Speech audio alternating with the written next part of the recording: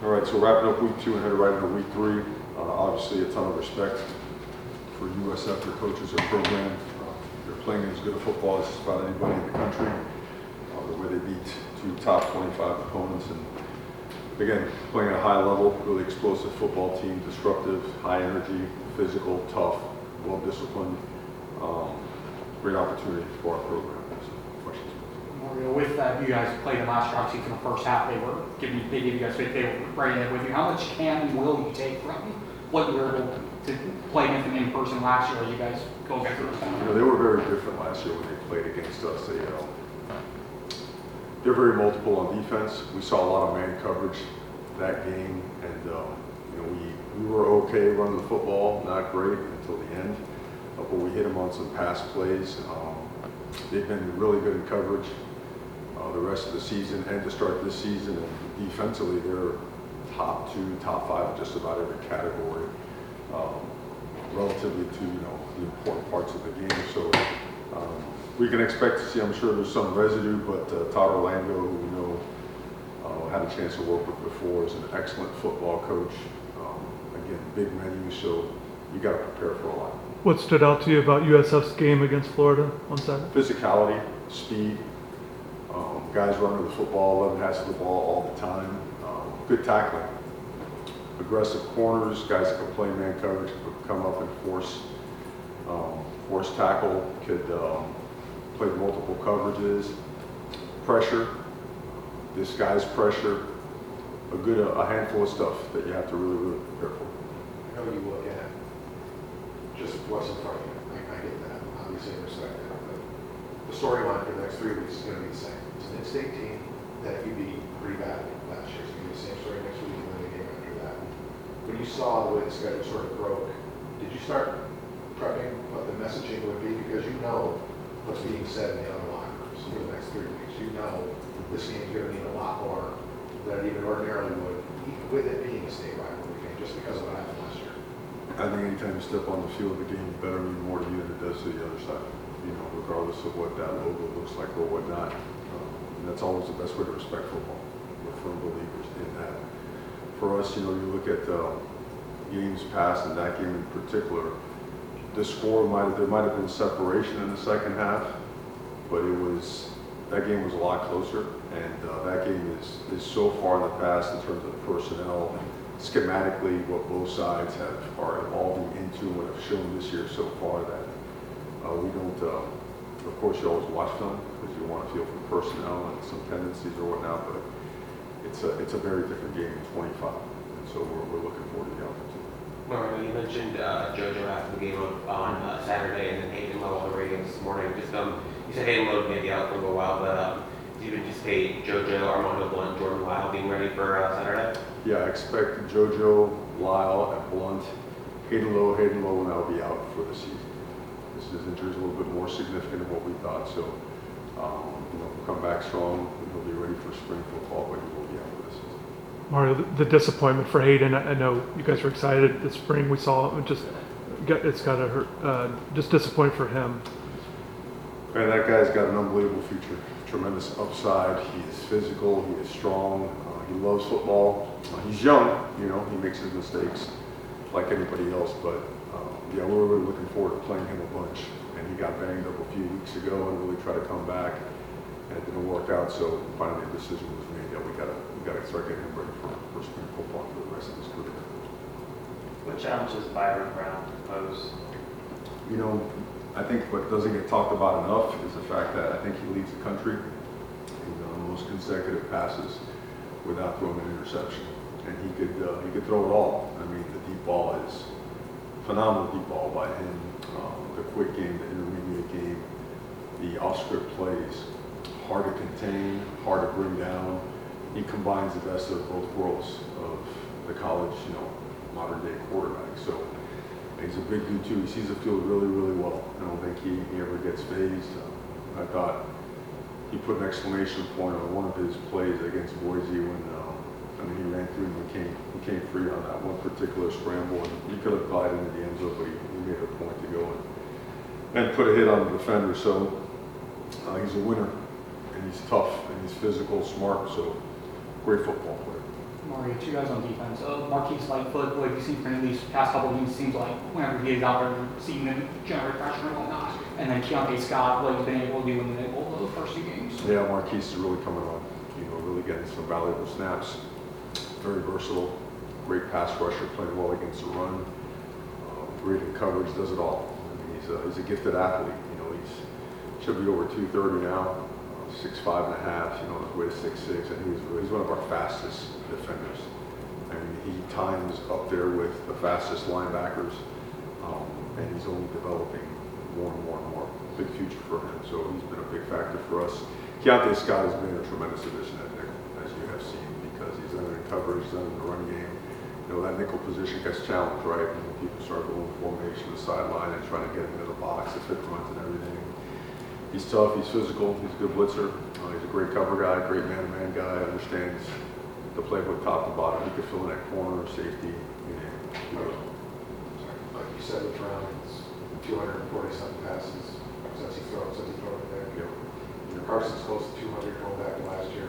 Now there's some pretty good DBs on their schedules, and these guys aren't throwing checkdowns. No doubt. To be able to go 50 passes, No doubt. jumping, just what's that say about the skill level, the accuracy, the arm strength, the belief in the receivers? These guys aren't throwing bubble passes all day. They're pushing the ball down the field, in the form of play action, the form of just drop back. Third down percentage is really high for both. Plays under pressure, completions under pressure are high for both as well. So again, that position, when it has experience and has talent and has a lot of want to, it's a dangerous combination, and both quarterbacks are really highly skilled, highly experienced, and they want to win. So it's going to be an awesome moment too. Mario, you've rotated Samson Okunlola in a good amount the last two games. So what do you like about him and his progression, and how valuable is it to have that, that 6 offensive line who can come in and spell a guy for, a couple drives and stuff like that?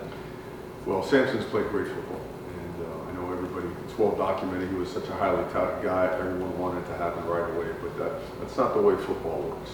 Football is a developmental sport, and sometimes it pops for guys a little bit later than others. And he's hitting on all strides right now, and he's hitting on all cylinders right now. He's playing with a lot of power in the run game, a lot of balance and body control, great use of his hands in the passing game, position versatility, jumps out of tackle, and at guard, he could play 4 of the 5 positions. And Ryan Rodriguez is another guy to consider another co-starter. Max Buchanan showed in the game what he can do. Tommy Kinsler showed what he can do. SJ showed, a lot of guys showed up in a big way. And again, Matthew McCoy's versatility showed up as well. So we feel like that position continues to develop at a high level, and we want to continue to recruit at a high level because, there'll be some departures at the end of the year, but certainly feel very, very strongly about the direction. Mario, what do you like about Samson at guard? Just how he's looked at. You touched on tackle. We've seen him at tackle. You always wonder because he's so long, can he actually fit in there and generate power, right? The A gaps are really important as it relates to both keeping a clean pocket and then running the football. But Samson, you'd be hard pressed, and we have a lot of these guys now. You'd be hard pressed to find people like him that work as hard as he works. You'll find him in here at all hours. So he has worked himself, he has learned himself into being an excellent football player. At guard, which was very new for him, he's learned to play with his feet in the ground and to play with power, with bending his knees and a flat back, which is really important, right? And understanding that those man blocks and combinations, the timing is different than it is outside of tackle, both in the pass game and the run game. So I think the mother of all learning, the repetition, has taken its course. And he's had so many reps at all those that he's really developed into an excellent football player. And he's another one that's just getting started. So we look forward to more great play from him. There are bigger goals, obviously, but, back when you were a player, I think there was the Florida Cup, I think there was actually a physical trophy for the state title. There's a lot more teams now than there was then and all that, but what do in-state games still mean? They're as meaningful as you can imagine, right? To me, anytime you play in-state, those things, they're rivalry games, naturally. And they last for an entire year, right? So fan bases, the alumni, they're all juiced up. The energy brought to the stadiums is awesome. The intensity on the field is felt. right away and through the game. And rivalry games, you know how those go, man. You're never all the way in it, never all the way out of it, right? You've got to play all the way 4 quarters, 60 minutes until that clock says 0 and overtime if necessary. So certainly a lot of energy behind our program, momentum behind it. So we're looking forward to a great opportunity on Saturday. Their offensive line, USF's, a lot of guys that started at the P4 Yes. level. Do those body types show up when you watch their physicality? Was that a big part of their recent game here? I thought their physicality was very evident in a couple instances. Number one, the way they finished blocks in the run game and the way they just moved piles. You'll see a lot of stalemates sometimes, and you'll see 3, 4, 5 bodies come in there, sink their hips, and move the pile. You see them in the screen game getting downfield. All of them, tackles, guard, center, getting downfield and knocking people around. You don't see them standing around at all. They're always active, they're always moving. A lot of respect for them. They're going to chase you. They're going to chase you and they're going to finish you. It looks like it's a really good O-line culture. Mario, with Wesley, just your thoughts on the play itself, but do you have a conversation with him about the need that you know he's got to be on the field, obviously, especially with what's coming up moving forward? Do you have that with a guy like that? You do. It's all teaching moments. I mean, you know, we really want to play a physical brand of football, and I don't think anyone can convince anyone that Wesley was trying to harm anybody or bring harm upon himself. It's ball. Bodies fly around. There's different angles, right? Sometimes the head goes down a little bit more than others, and helmets collide. And there was a day and a time where that used to be considered awesome football, and now you just have to be a little bit more technical and make sure the crown of the helmet isn't something that's used in a launching manner, because they're gonna tag you, and it stinks because he works his tail off, and that guy wants nothing more than to play great football on Saturday. So lesson learned, and we move on from there. You got Bert some opportunities this week. He had a couple touchbacks as well. I think he had 12 or 13 on touchbacks on kickoffs. How good is it to get Bert some work into when you know that you can start a team at 25 knowing that it's going to be a touchback? Well, those two guys have been awesome. As competitors, both fighting for the job, and we feel good about either one of those guys being in the game. They've been extremely valuable in that department as any. Kicking the ball 9 deep right out of the end zone most of the time. I think we've had one return on us and we tackled it inside the 15-yard line. So it's a great example of just trusting your eyes in recruiting and evaluation, because I don't know how highly touted they were or they weren't. I don't really follow that stuff, but I know that we trusted what we saw in film, and then have a chance to sit with them, see their processes, what they do, how they do it. We felt strong that they could be really great players for us. And it's only 2 games, and there's a lot to, but big kick game 1, and certainly some really impactful kicks in game 2. Something that talked a lot about in the week going into Bethune, and probably should be again this week. You've got a room full of wide receivers that all want the ball, but they're obviously very willing to block. And you can tell them to do it, but kids have to want to do that. For that group to have that sort of buy-in, I don't want to ask if you're surprised, but just how fortunate is it that it appears to be very contagious in that room that you're going to block or else. Mandatory is contagious, so it comes with it. I mean, you better do it. You better do it. It's got to be team first. And you know what they see too, that it's going to be demanded of them at the next level as well. And you're physical or you're not. And if you're not, they're going to find you. Somebody's going to find you. They're going to expose you. And if you can't display a willingness to hit and take a hit and get right back up, it's just not going to work. So proud of the way that they've approached this in an unselfish manner. The ball has been spread around enough where everyone's touching it at some point in time or another. But it does start with really, really good leadership. I think C.J. Daniels has been excellent for that room. I mean, he's as fun and as professional as I've been around. Really has. So glad to see him get off to a good start. I know he's excited. He wants to keep getting better and help his teammates get better. And that's one way he's doing it. Marcus Van Dyke was on your staff for a couple of years when he got here. Obviously coaching DBs at USF. Just what are your thoughts on him as a coach?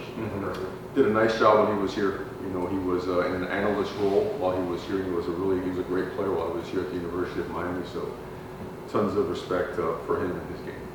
And obviously, last week in the NFL, you had Jalen Carter, spinning towards whatever the situation was for the player, and then obviously that happened again in the USF Florida game. Have you talked to the team about just not getting caught up in the moment, doing something that could hurt the team like that? Every day, every single day of our lives, man.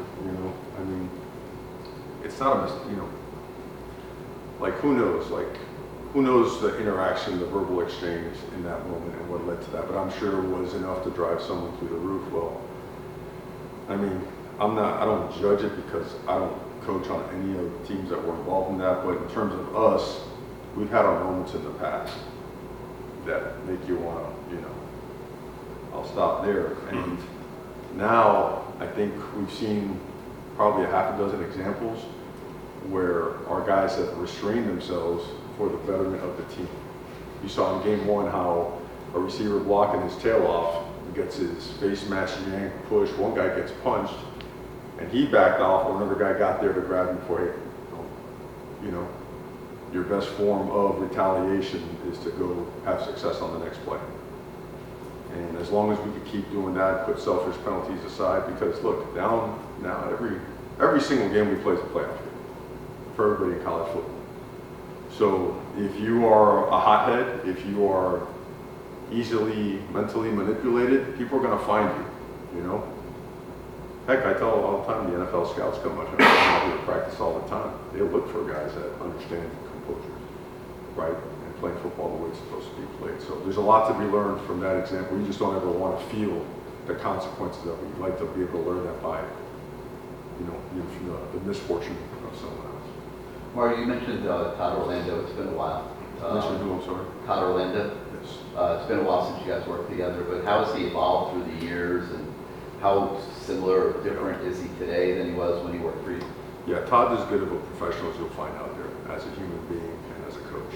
Just a high-level teacher, extremely intense, and he's got a big menu. He's done it a bunch of different ways.